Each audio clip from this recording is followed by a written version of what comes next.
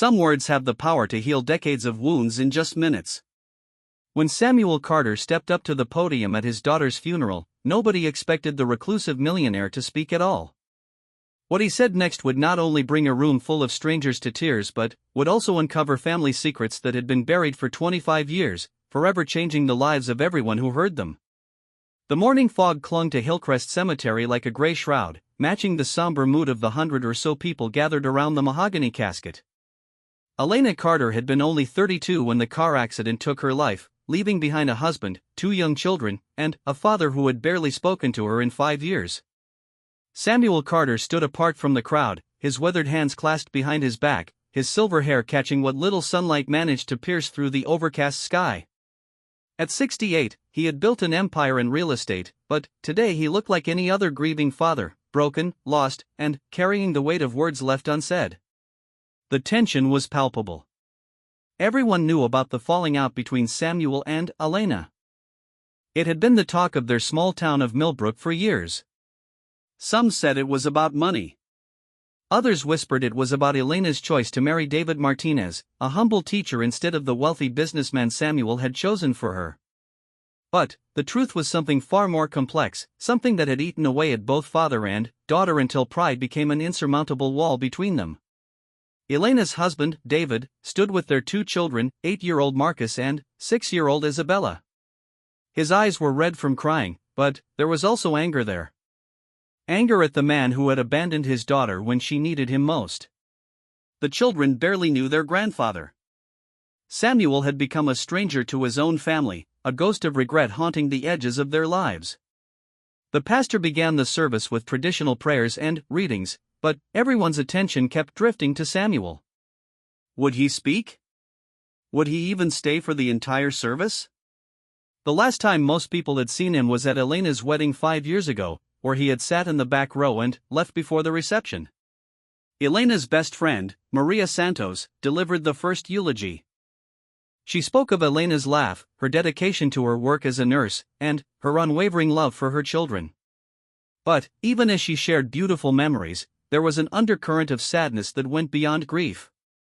Maria had been the one trying to reconcile father and daughter for years, the one who had witnessed Elena's tears every Father's Day, every birthday that passed without a word from Samuel. Elena never stopped hoping, Maria said, her voice breaking. She kept your letters, Mr. Carter. All of them. Even though you never sent them, she somehow knew you were writing them. She found the drafts in your old desk when she cleaned out the house after your wife passed. She carried one of them in her purse every day. Samuel's composure cracked for just a moment. His shoulders tensed, and those who were watching closely saw his hands tremble.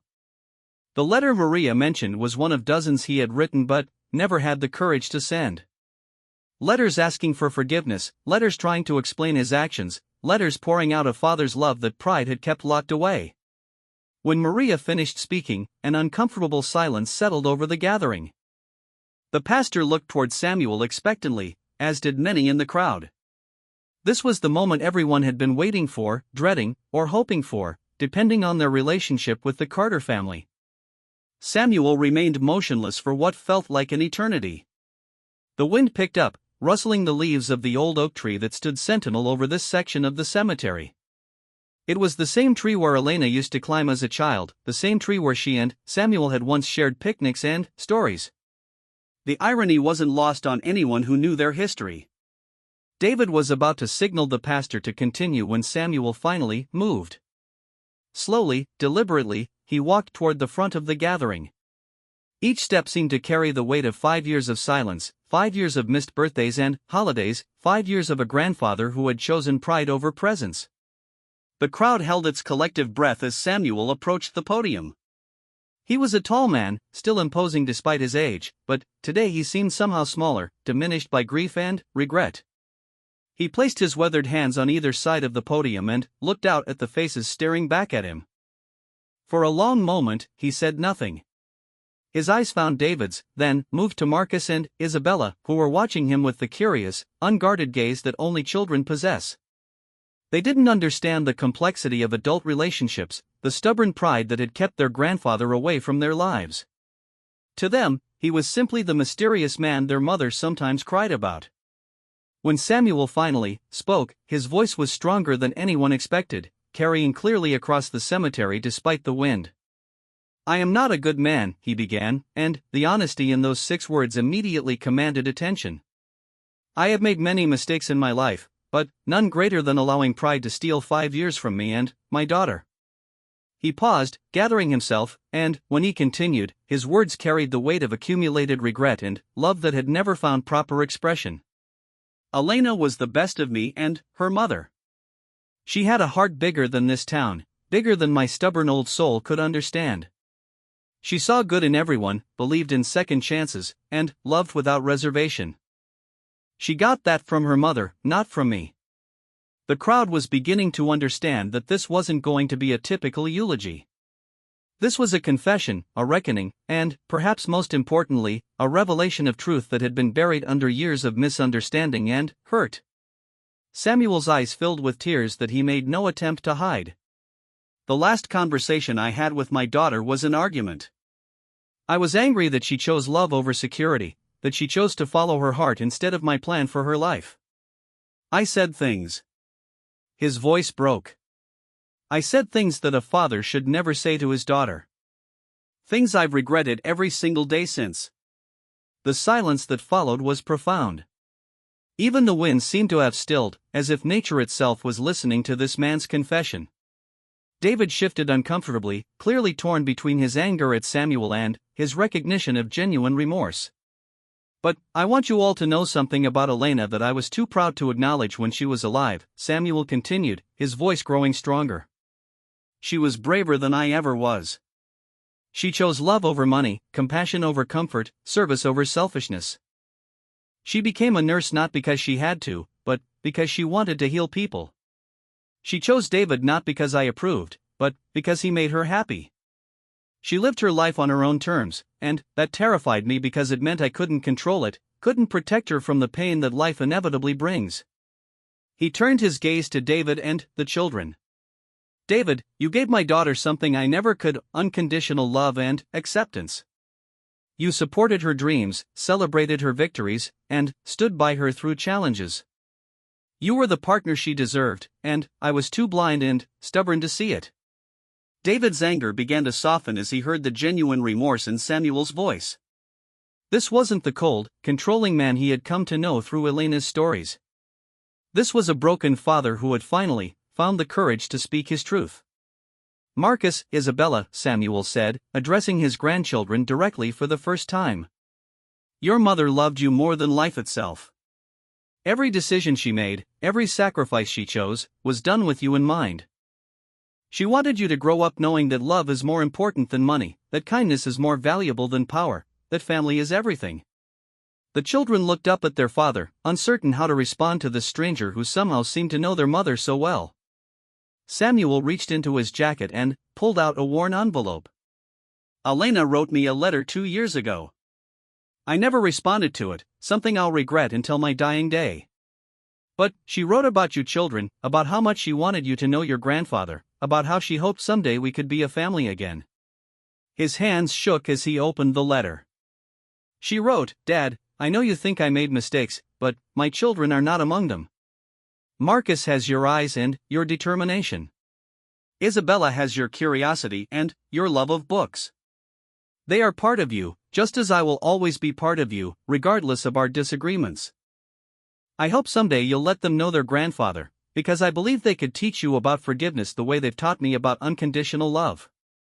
The tears were flowing freely now, not just from Samuel but from many in the crowd who were witnessing this raw display of regret and love.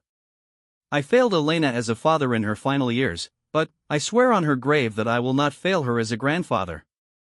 I will not let pride steal any more time from this family."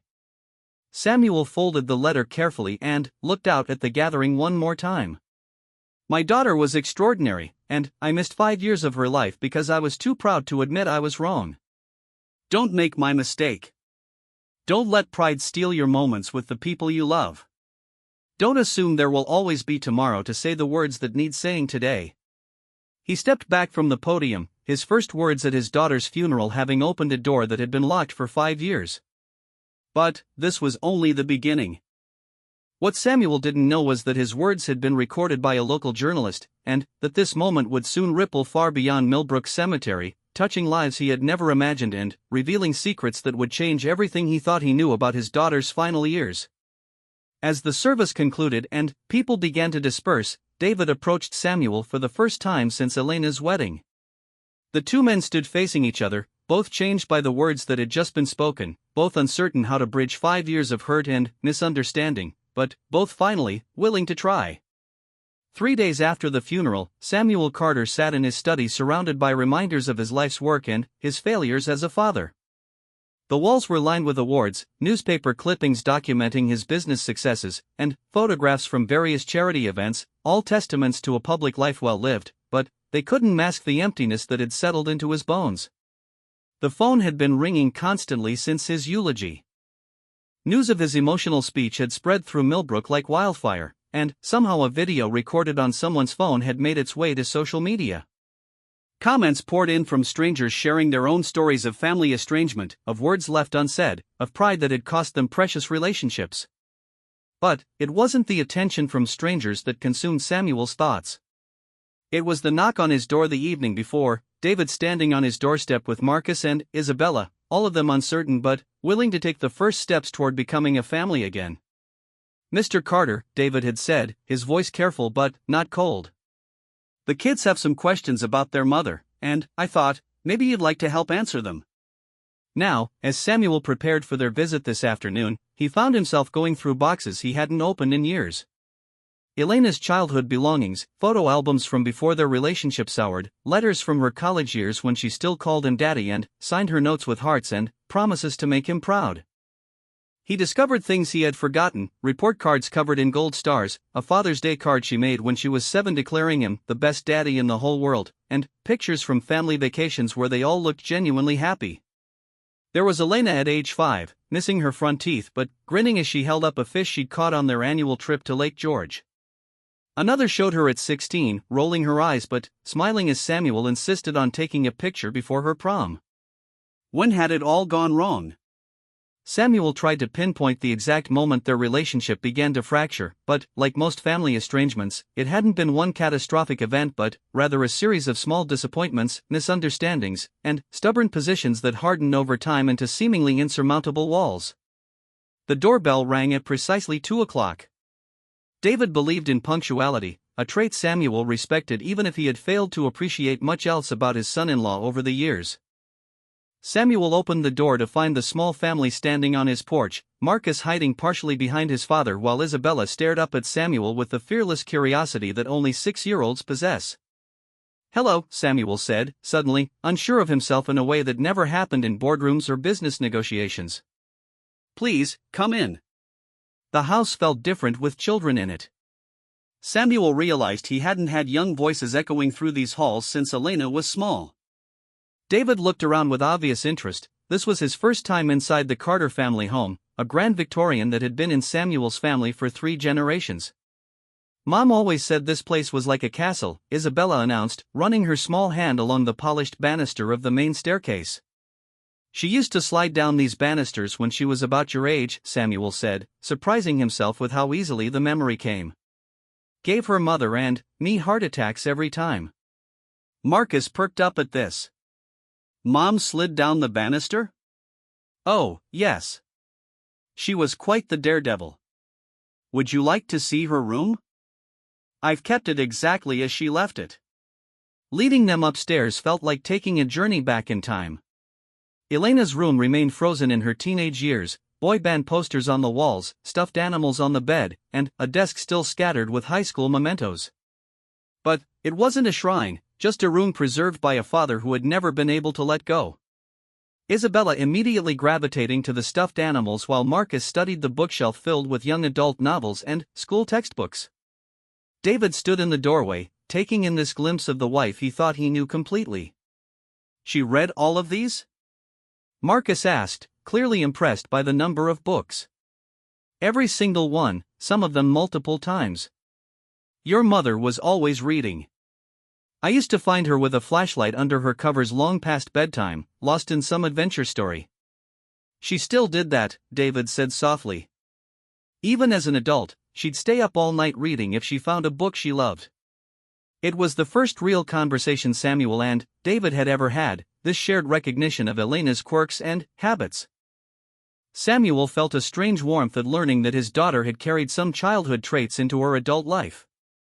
"Mr. Carter," Marcus said, his voice tentative. "Dad says you and Mom had a fight before she died. Was it because of us?" The question hit Samuel like a physical blow. He looked at David, who nodded slightly. They had discussed this, prepared for it. "No, Marcus," Samuel said, kneeling down to the boy's eye level. "Your mother and I had a disagreement about grown-up things, but it was never, ever about you or your sister. In fact, one of the last things she said to me was how proud she was of both of you." "But why didn't you come see us?" Isabella asked with the directness that children possess. "Mommy used to cry sometimes and say she missed her daddy." Samuel felt his chest tighten. "I made a mistake, Isabella. A very big, very stupid mistake. I let my pride keep me away from the people I loved most. Sometimes adults think they're protecting their feelings, but they end up hurting everyone instead." David watched this exchange with mixed emotions. Part of him was still angry at Samuel for the years of absence, but seeing his children finally connecting with their grandfather stirred something else, hope, perhaps, or simply the recognition that they all needed healing. "Would you like to see something special?" Samuel asked the children. He led them to Elena's closet and pulled out a large, wooden chest. "Your mother made this memory box when she was about your age, Marcus. Every time something important happened, she would put a reminder in here." Opening the chest was like opening a time capsule. There were ticket stubs from movies, pressed flowers from special occasions, photographs with friends, and small treasures that had meant something to a young Elena. But, at the bottom of the box was something that made Samuel's breath catch, recent additions that Elena must have added during her adult years. Hospital bracelets from when the children were born. Report cards with Marcus's and Isabella's names. A photo from Isabella's first day of kindergarten. A drawing Marcus had made of their family, stick figures labeled Mom, Dad, Marcus, Isabella, and, in the corner, separated by what looked like a wall, another figure labeled Grandpa. "She never stopped thinking about you," David said quietly, seeing the pain on Samuel's face as he looked at the evidence of Elena's continued hope for reconciliation. "There's more," Samuel said, his voice hoarse with emotion. He pulled out a manila envelope marked "For Dad, if something ever happens to me." With shaking hands, Samuel opened the envelope. Inside was a letter dated just 6 months earlier, along with copies of photographs showing Marcus and Isabella at various ages, pictures Elena had apparently intended to share with her father if they ever reconciled. The letter began, "Dad, if you're reading this, something has happened to me and I hope you found it in your heart to forgive our stubbornness, both yours and mine. I want you to know that not a day passed that I didn't think about you, didn't hope we could find our way back to each other." Samuel's hands shook as he continued reading Elena's words aloud. "I kept all these pictures for you because I knew someday you'd want to see how Marcus and Isabella grew up. I know you think I made a mistake marrying David, but I need you to know that he's a wonderful father and husband. He makes me laugh every day, supports my dreams, and loves our children with the same fierce devotion you used to show me. The children ask about you sometimes. I tell them about the grandfather who taught me to fish, who read me stories, who made me feel like I was the most important person in the world. I want them to know that part of you, Dad. I want them to understand that people can make mistakes and still be good, that love doesn't disappear just because pride gets in the way." Samuel had to stop reading. The words were Elena's final gift to him, not condemnation for his absence, but an invitation to be part of his grandchildren's lives, a bridge built by her love even after death. Isabella had climbed into Samuel's lap while he read, and Marcus stood close by, both children instinctively offering comfort to this grandfather they were just beginning to know.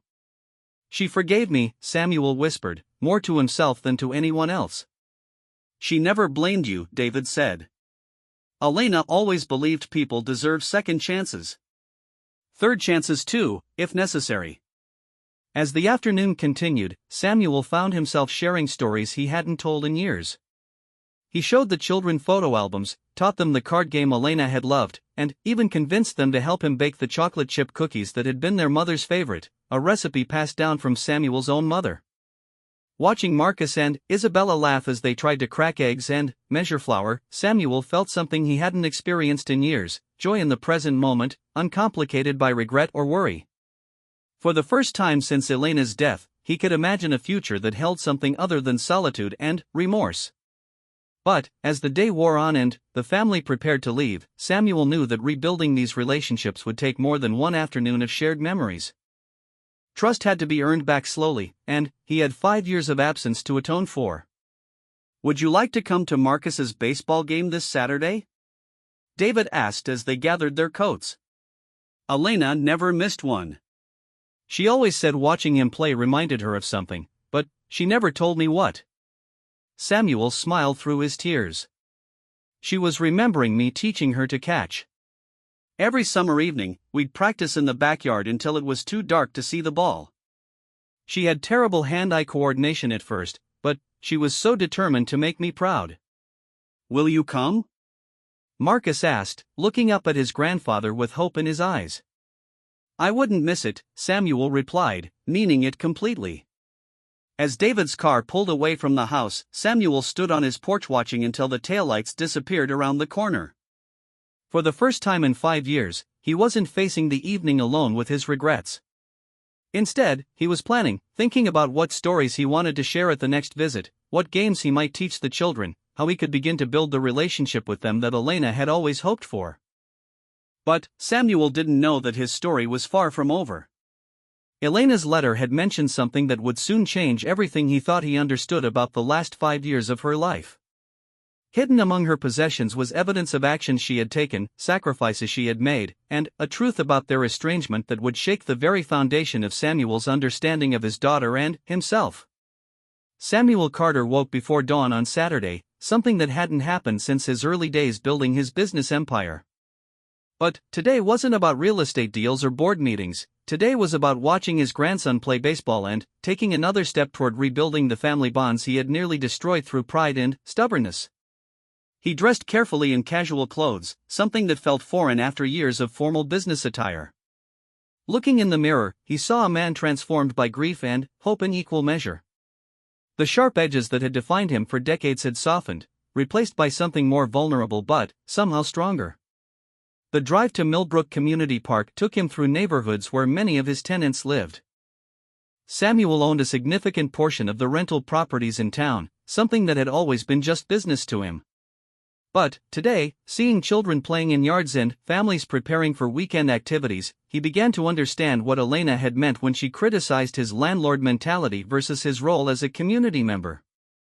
At the baseball field, Samuel spotted David setting up folding chairs while Marcus warmed up with his team. The other parents greeted David warmly. Clearly, the Martinez family was well liked in the community.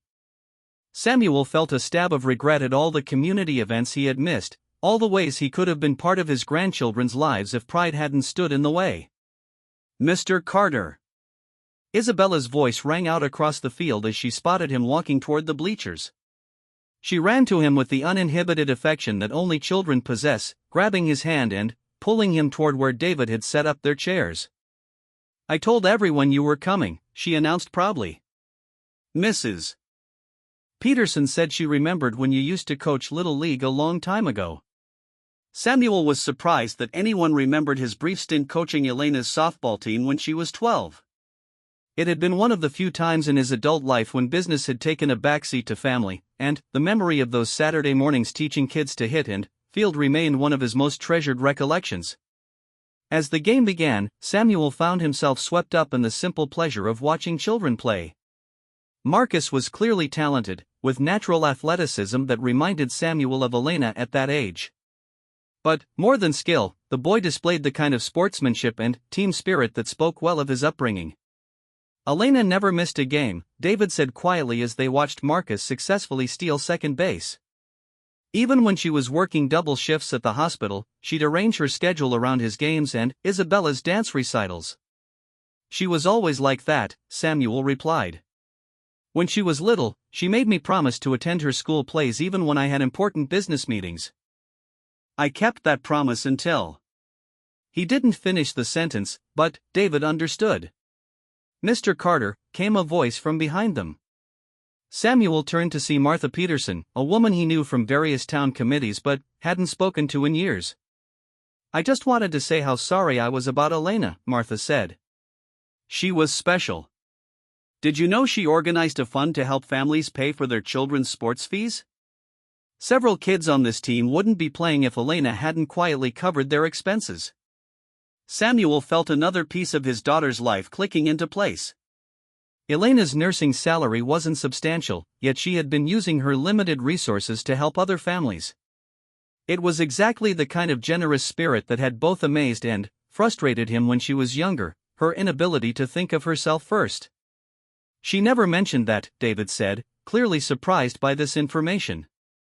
Elena never mentioned most of what she did for people, Martha continued. She coordinated meal trains for families with sick children, she volunteered at the literacy center, and she spent her own money on supplies for Marcus's classroom when the budget was cut. That daughter of yours had a heart bigger than this whole town. As Martha walked away, Samuel felt the weight of everything he had missed, all the ways Elena had continued to make him proud while he was too stubborn to witness it. But he also felt something else, a growing understanding that his daughter had been living according to values he had instilled in her, even if he had failed to recognize it at the time. The game progressed with the easy rhythm of youth sports, parents cheering, children giving their best effort, coaches offering encouragement. Samuel found himself relaxing in a way he hadn't in years, caught up in the simple pleasure of being part of a community event with his family. When Marcus hit what would prove to be the game-winning RBI, Samuel jumped to his feet with the other parents, cheering louder than he had for any business triumph. The joy on his grandson's face as he rounded the bases was worth more than all the real estate deals he had ever closed. After the game, as the team celebrated with juice boxes and orange slices, Marcus ran over to his grandfather with dirt on his uniform and pure happiness radiating from his smile. "Did you see my hit, Grandpa? Did you see it?" The word Grandpa hit Samuel like a lightning bolt. It was the first time either child had called him that, and the casual way Marcus said it, as if Samuel had always been part of these moments, nearly brought tears to his eyes. "I saw it, Marcus. That was a beautiful hit. Your mother would have been so proud."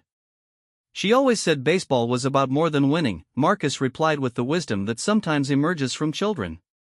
"She said it was about trying your best and helping your team." As they packed up to leave, David surprised Samuel with an invitation. "We usually stop for ice cream after games. Elena started the tradition when Marcus first began playing. Would you like to join us?" The local ice cream shop was crowded with families from the game, children still in their uniforms, parents rehashing the highlights. Samuel watched Isabella carefully select her flavors, chocolate chip cookie dough with rainbow sprinkles, while Marcus opted for a simple chocolate cone. David chose vanilla, and Samuel, feeling adventurous, ordered the same combination as Isabella.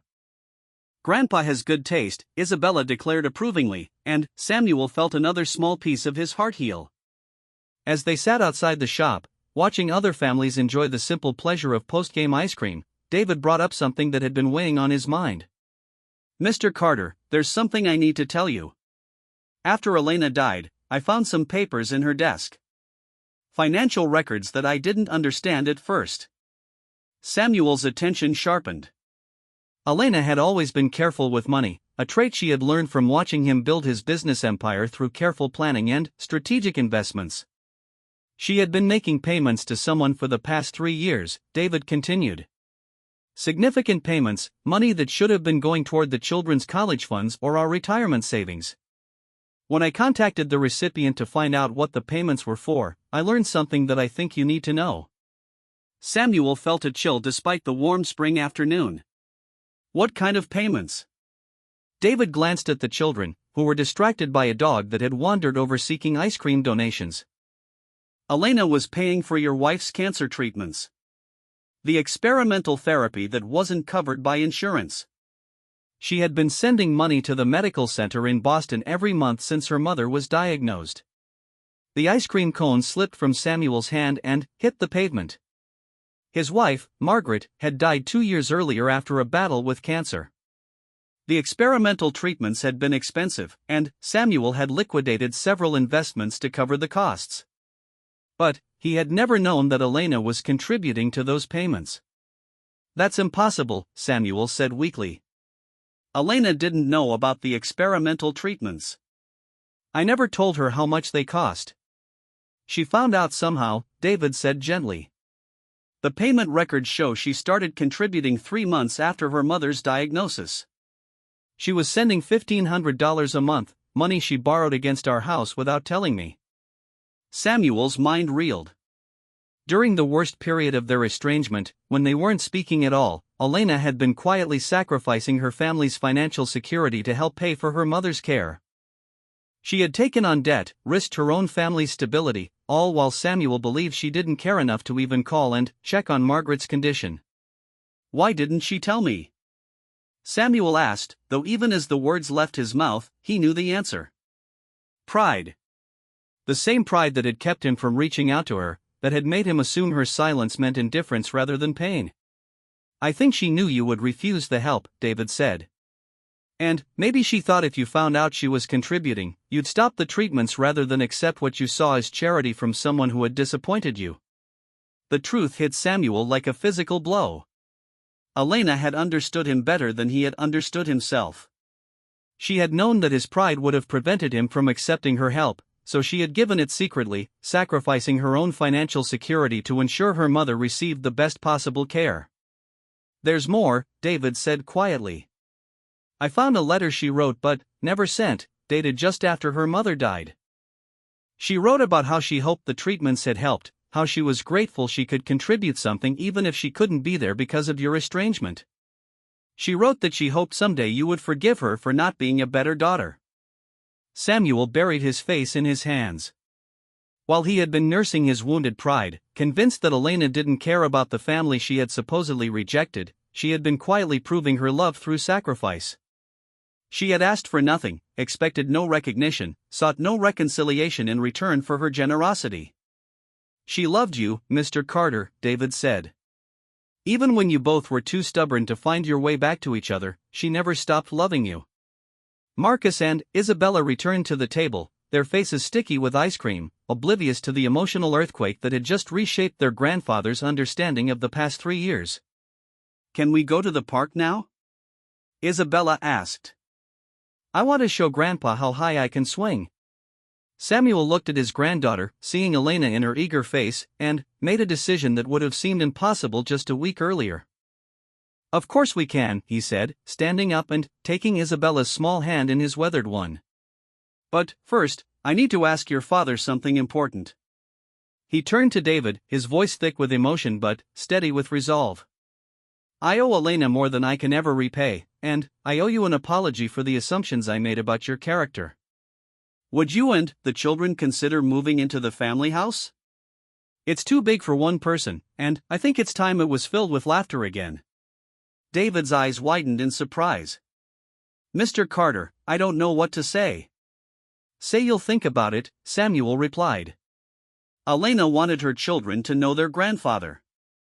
I can't give them back their mother, but I can give them the family stability she would have wanted, and maybe, in taking care of you all, I can begin to make up for the ways I failed her."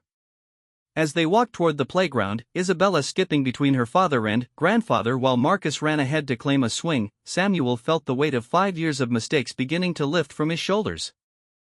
Elena's secret sacrifice had revealed not just her love, but the depth of his misunderstanding about the kind of person his daughter had become. But Samuel's journey of discovery was far from over.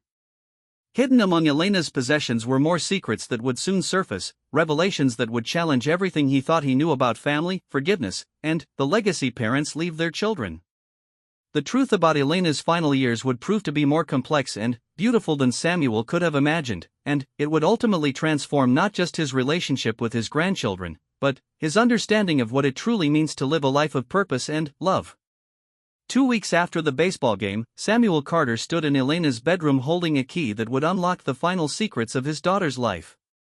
David had found the key taped under Elena's jewelry box along with a note that simply read, "For Dad, when you're ready to understand everything." The key opened a safety deposit box at Millbrook Community Bank, a box Elena had rented 3 years earlier under her maiden name. Samuel had asked David to accompany him, sensing that whatever they found would be easier to process with someone who had loved Elena as much as he did. The bank manager, Mrs. Chen, led them to the safety deposit box room with the solemn demeanor reserved for such occasions.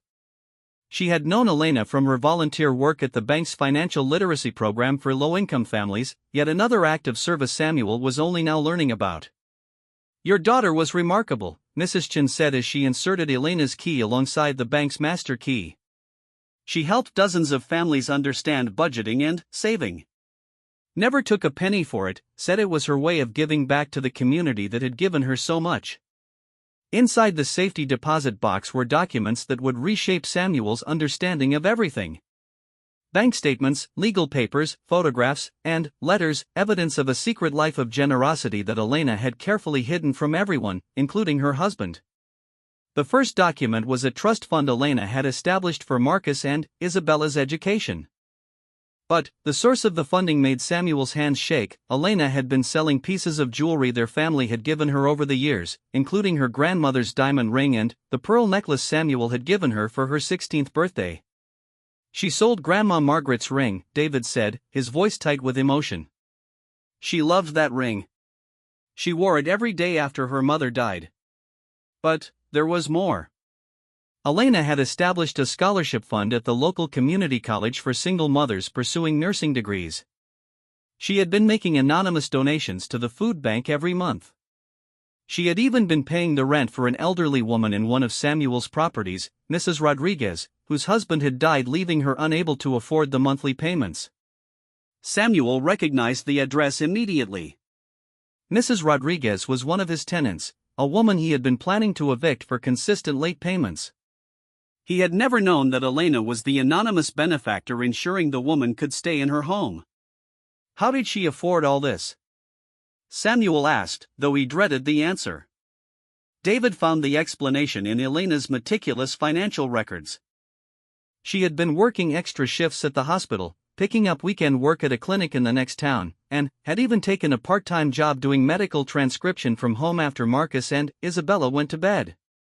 Elena had been working nearly 60 hours a week to fund her secret charitable activities. "I thought she was just dedicated to her patients," David said, tears streaming down his face. "I never realized she was exhausting herself to help everyone else. She never complained, never said she was tired. She would come home from a double shift and still help the kids with homework, still make dinner, still listen to my problems at work." Among the papers was a letter addressed to Samuel, dated 6 months before Elena's death. Unlike the previous letters, this one had never been sealed, as if Elena had been adding to it over time, updating her thoughts and feelings as circumstances changed. Samuel read aloud, his voice breaking with each revelation. "Dad, if you're reading this, you found my secret life, as David likes to call it. I know you'll be upset that I sold Grandma's jewelry, but I hope you'll understand that I was trying to use the gifts our family gave me to give gifts to others. The ring bought textbooks for 3 nursing students who couldn't afford them. The necklace paid for groceries for families who were choosing between food and medicine. I learned about giving from you, Dad, even though you probably don't remember teaching me. When I was 8 and you bought Christmas presents for that family whose house burned down, when you quietly paid for the Johnson boys' baseball equipment after his father lost his job, when you set up that fund for playground equipment at my elementary school, I was watching, learning that people who have been blessed should bless others." Samuel's legs gave out, and he sank into the chair the bank manager had thoughtfully provided. He remembered those acts of charity from Elena's childhood, but he had thought of them as simple business decisions or tax write-offs. He had never realized that Elena had been watching, learning, internalizing lessons about generosity and community responsibility. "You taught me that wealth comes with responsibility," the letter continued. "But, somewhere along the way, you forgot that lesson yourself. You became so focused on building and protecting what you had that you stopped seeing the people around you who needed help. I was trying to remember for both of us." David found photographs tucked behind the documents, pictures of Elena at various community events, volunteering at the homeless shelter, reading to children at the library, helping elderly residents at the local nursing home. In every photo, she was smiling, engaged, clearly finding joy in service to others. She was living the life I taught her to live, Samuel said, the irony not lost on him. While I was angry that she chose service over security, she was actually following the values I had instilled in her as a child. The most devastating discovery came in a folder marked for Marcus and Isabella. Inside were letters Elena had written to her children, to be opened on their 18th birthdays. Samuel read the letter intended for Marcus. My dearest son, if you're reading this, I'm no longer with you, but I hope the lessons I tried to teach through my actions will stay with you always. I want you to know that every sacrifice I made, every extra shift I worked, every dollar I gave away, was an investment in the kind of world I wanted you to grow up in. Your grandfather Samuel Carter is a good man who lost his way for a while. He taught me about generosity and community responsibility when I was small, but he forgot those lessons when life became complicated. I hope that by the time you read this, he has remembered who he used to be, because that man would be so proud of the young man you've become. The letter to Isabella was equally heartbreaking. My precious daughter, you have your grandfather's determination and your grandmother's compassionate heart. Use both of those gifts to make the world better. Don't let anyone tell you that you have to choose between success and service. You can have both if you remember that true success is measured by how many lives you touch, not how much money you accumulate. At the bottom of the safety deposit box was one final document that made Samuel gasp aloud. It was the deed to a small house on the other side of town, a house Elena had purchased and was renovating as a transitional home for women escaping domestic violence. She had been working with a local nonprofit, funding the project entirely through her secret earnings from extra work. The women's shelter, David breathed. She was always talking about the need for transitional housing, but I thought it was just conversation. She was actually doing something about it. Samuel thought about all the board meetings he had attended, all the charity galas where wealthy people wrote checks and felt good about their philanthropy. Elena had been doing real work, making real sacrifices, changing lives one person at a time while he had been content to make donations and receive public recognition for his generosity. As they gathered the documents to leave, Mrs. Chen approached them with one more revelation. I probably shouldn't tell you this, she said, but Elena came in just a week before she died. She wanted to add something to her safety deposit box. She handed Samuel a small envelope marked Final Thoughts for Dad. With trembling hands, Samuel opened what would be Elena's last communication to him. Dad, I know you think I rejected everything you taught me, but I hope someday you'll see that I was trying to live up to everything you taught me.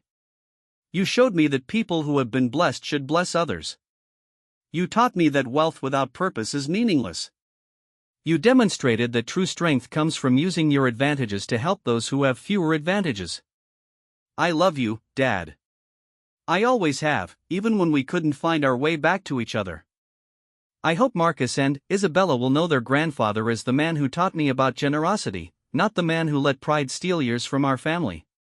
You have so much love to give, so much wisdom to share. Don't let our mistakes keep you from being the grandfather I know you can be. P.S. Mrs. Rodriguez in your rental property at 428 Oak Street is a good woman going through a hard time.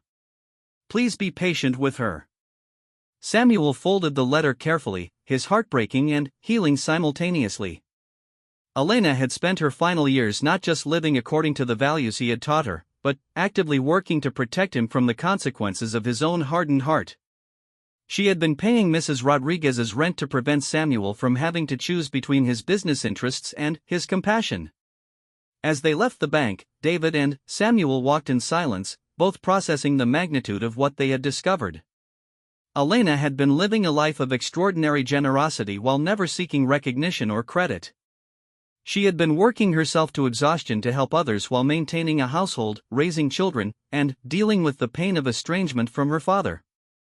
I need to see Mrs. Rodriguez, Samuel said finally. And I need to understand what Elena was building at that house. David nodded. The kids and I would like to be part of continuing her work, if you're willing. Elena wouldn't want her projects to end just because she's gone. As they drove toward Oak Street, Samuel realized that his journey of understanding Elena was leading him to become the man she had always believed he could be. Her death had not just brought him face to face with his failures as a father, it had revealed a path toward redemption that would honor her memory while healing the wounds that pride and misunderstanding had created. But the most profound discovery was still to come. Elena's secret life of service was about to intersect with Samuel's business empire in ways that would force him to choose between the wealth he had spent decades accumulating and the legacy his daughter had died trying to protect. The final test of whether Samuel had truly learned from Elena's example was waiting just around the corner, and it would require him to risk everything he had built to preserve everything she had believed in. The transitional home Elena had been secretly funding was scheduled for demolition in 30 days, and Samuel Carter was the one who had ordered its destruction. The cruel irony hit him like a physical blow as he stood in front of 428 Oak Street with David, Marcus, and Isabella, reading the demolition notice posted on the door. The house was part of a city block that Samuel's company had purchased 6 months earlier for a luxury shopping development. He had never bothered to investigate what was being torn down, it was simply a business transaction, another step in expanding his real estate empire. Now, discovering that one of the obsolete properties he had condemned was actually his daughter's dream project, Samuel faced the most important decision of his life. The shopping center deal was worth millions and would cement his company's dominance in the regional retail market. But completing it would mean destroying Elena's vision of helping women rebuild their lives after escaping domestic violence. "Mom always said this neighborhood had good bones," Isabella said, running her small hand along the porch railing that Elena had been restoring. "She said old houses just needed someone to believe in them again." Marcus was studying the demolition notice with the serious expression he inherited from his grandfather. "Can't you just tell them not to tear it down, Grandpa? You're the boss, right? If only it were that simple." Samuel's business partners had invested heavily in the shopping center project based on his assurances that the land acquisition was complete. Backing out now would cost him relationships, reputation, and, quite possibly, his company. But moving forward would mean destroying the last tangible evidence of Elena's secret life of service. David unlocked the front door using keys from Elena's safety deposit box, and they stepped into a house that revealed Elena's vision more clearly than any document could have. The main floor had been converted into a welcoming common area with a kitchen designed for communal meals and living spaces arranged to provide both privacy and community. Upstairs, bedrooms had been modified to accommodate women with children, each unit equipped with small kitchenettes and study areas. "She was almost finished," David said, his voice filled with wonder and grief. "Look at the attention to every detail, she planned this so carefully." Samuel walked through rooms that Elena had painted, touched fixtures she had installed, stood in spaces she had envisioned filled with women finding their strength and independence. On the kitchen counter was a folder labeled "House Rules and Expectations" written in Elena's careful handwriting. Her guidelines were compassionate but clear: residents would contribute to household maintenance, attend educational workshops, save a portion of any income toward independent housing, and commit to supporting other residents in their journeys toward self-sufficiency. Tacked to a bulletin board were business cards from local organizations, job training programs, legal aid services, counseling centers, childcare providers. Elena had been building a comprehensive support network, creating not just housing but a pathway to genuine independence for vulnerable women. "Mom was going to call it Margaret House," Isabella announced, pointing to a small plaque Elena had made bearing her mother's name. "She said Grandma Margaret would have loved helping ladies who needed a safe place to stay." The name hit Samuel with devastating force. Elena had been planning to honor her mother's memory through service to others, creating a legacy of compassion that would bear Margaret Carter's name. It was exactly the kind of memorial Margaret would have wanted, not a marble statue or bronze plaque, but a living testament to her belief in helping others. Samuel's phone rang, interrupting his emotional survey of Elena's work. His business partner, Richard Morrison, was calling about finalizing demolition schedules. "Sam, we need to accelerate the timeline," Richard said without preamble. "The retail tenants are getting anxious about the construction schedule. Can we start demolition on Oak Street next week instead of waiting until month's end?" Samuel looked around Elena's carefully planned common room, imagining it filled with women and children rebuilding their lives. "Richard, I need to discuss something with you about the Oak Street properties." "What's to discuss?" "They're condemned buildings in a declining neighborhood. The sooner they're down, the sooner we can break ground on the shopping center. One of the buildings has historical significance. I need time to explore alternatives. Richard's laugh was dismissive. Historical significance? Sam, these are rundown houses in a low-income area. Nobody's going to care about their history when we're bringing jobs and retail opportunities to the community. After ending the call, Samuel sat on the steps of Elena's house feeling the weight of an impossible choice. He could honor his daughter's memory by preserving her project, but doing so would destroy his business reputation and, quite possibly, bankrupt his company. Or he could proceed with demolition, maintaining his financial empire while crushing Elena's dreams beneath bulldozers and progress. "What are you thinking about, Grandpa?" Marcus asked, settling beside him on the steps. "I'm thinking about choices," Samuel said. "Sometimes adults have to make very difficult decisions between things that are both important. Mom always said when she had hard choices, she asked herself what would help the most people," Isabella said, joining them on the steps. "She said money comes and goes, but helping people lasts forever." That evening, Samuel called an emergency meeting with his business partners. In the conference room where he had negotiated hundreds of deals, Samuel faced 5 men who had invested millions based on his leadership and vision. He owed them honesty about the conflict he was facing. "Gentlemen, I need to discuss a complication with the Oak Street development," he began, then proceeded to tell them about Elena's project and his moral dilemma. The reaction was predictably harsh. Richard Morrison led the charge. "Sam, I understand this is emotional for you, but we can't abandon a multi-million-dollar project because your daughter was playing house in one of the buildings. We have investors, contractors, and retail partners counting on us." Another partner, James Webb, was more diplomatic but equally firm. "What if we relocate the women's shelter project to another property? You could fund a replacement facility as a charitable donation and still proceed with our development." Samuel had considered that option, but it missed the fundamental point. Elena hadn't chosen that house randomly, she had selected it specifically because it was in a neighborhood where women transitioning from shelters could afford to live independently after completing the program. Moving to a different area would undermine the entire purpose of the project. "The location matters," Samuel explained. Elena chose that neighborhood because it's near public transportation, affordable housing, and the social services her residents would need. "It's not just about having a building, it's about creating sustainable pathways to independence." The meeting grew heated as partners threatened to dissolve the company rather than accept what they saw as an irrational business decision based on sentiment rather than sound financial planning.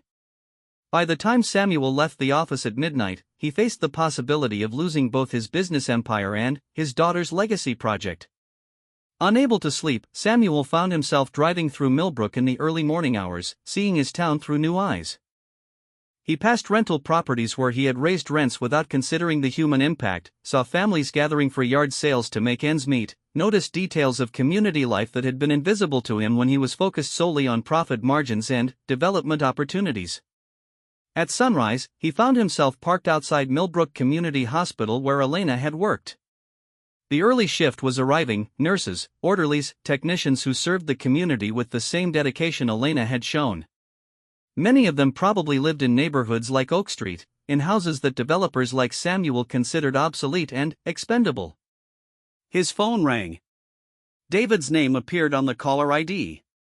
"Mr. Carter, I hope I didn't wake you. I've been thinking about the house situation all night, and I wanted you to know that whatever you decide, the kids and I will understand. We know you have responsibilities to other people too.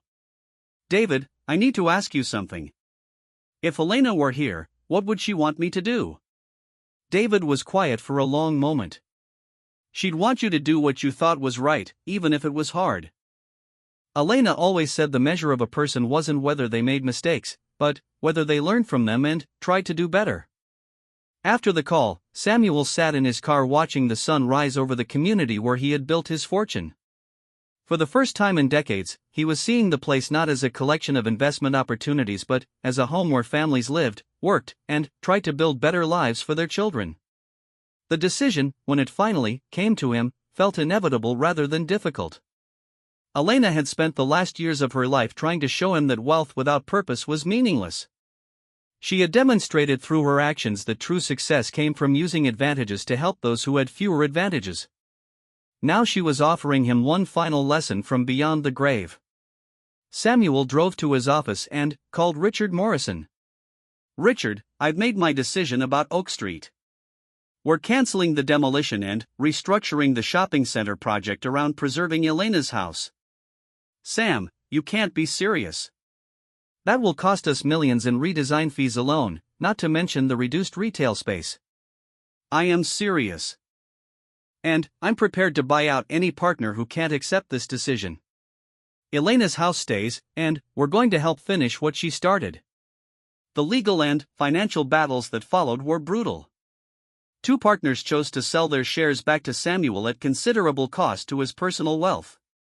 The shopping center had to be completely redesigned, resulting in a smaller, more community-focused development that emphasized local businesses over national retail chains. But, as Samuel worked with Davi,